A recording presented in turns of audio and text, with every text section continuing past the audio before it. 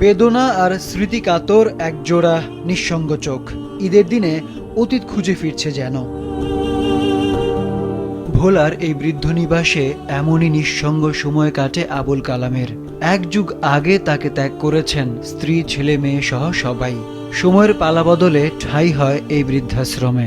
তো কখনো ভাবিনি যে আমি বৃদ্ধাশ্রমে আসবো না, আমার যাওয়ার মতো পরিস্থিতি নাই। কি বলি আমি, সবাই যায়, স্ত্রী পরিবার আছে, আত্মীয় স্বজন আছে, মেয়ে আছে, হয়তো আত্মীয় স্বজনের বাসা যায়, একদিন দুদিন বেড়ায় ঘুরে আইয়া এই যে যাইতে আছে এইতে আছে। আমি আইসিআইস কদিন যাই তো, আমি এমনই অবস্থা একবারে এত অসহায় হয়েছি ওরা না জানার মতোই।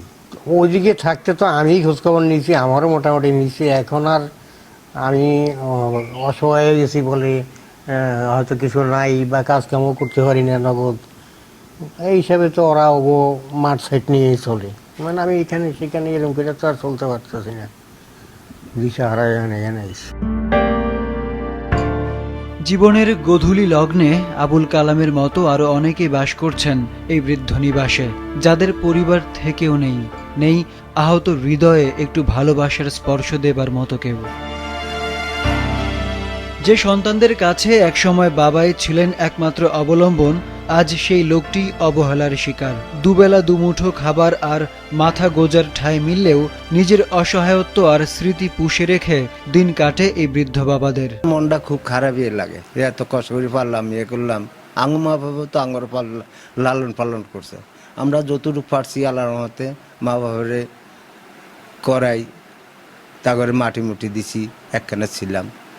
আর আমাকেও পোলা পানি আজকে আমার কোনো খবর নিতে আসে না। তো প্রতি বছর ঈদ দিয়ে করি, এর আর কোনো যাই না, বাইতে যাই না। আমার কোনো পোলা পানি নাই, আমার নিঃসন্তান, সেই জন্য বৃদ্ধ নিবাসে আসছে।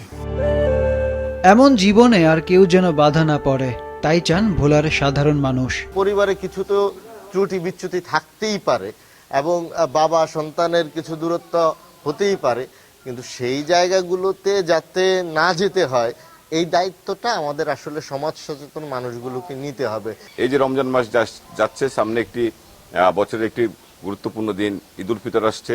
সেই দিনে বাবা মা এই বৃদ্ধরা এই বৃদ্ধাশ্রমে কাটাবে, তারা তাদের সন্তানদের স্মৃতি রোমন্থন করে চোখের পানি ফেলবে।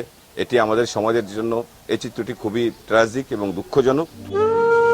নিজের বাবা মাকে যত্ন করতে না পারার আক্ষেপ থেকেই এই উদ্যোগ, এমনটা জানিয়েছেন বৃদ্ধ নিবাস পরিচালনাকারী নিজামী হাসিনা ফাউন্ডেশনের প্রতিষ্ঠাতা। আমার বাবাকে হারিয়েছি যখন আমার বয়স 3 মাস, যার ফলে আমি বাবাকে বাবা বলতে পারি না।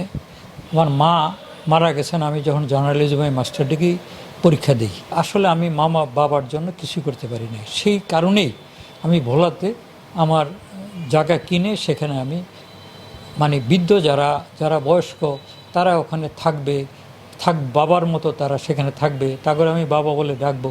এই মানসিকতাই আমি কিছু লোককে, প্রায় মিনিমাম 50-60 জন লোক ওখানে রেগুলার থাকেন এবং রোজার সময় প্রায় 100-150 লোক থাকেন। এই কারণে আমি বৃদ্ধ নিবাস করেছি। সন্তানদের কাছে সুরক্ষিত থাকুন বৃদ্ধ বাবা মা, এমনটাই প্রত্যাশা সমাজের সচেতন মহলের। আরিফুদ্দিন নবীন, মাছরাঙা নিউজ ডেস্ক।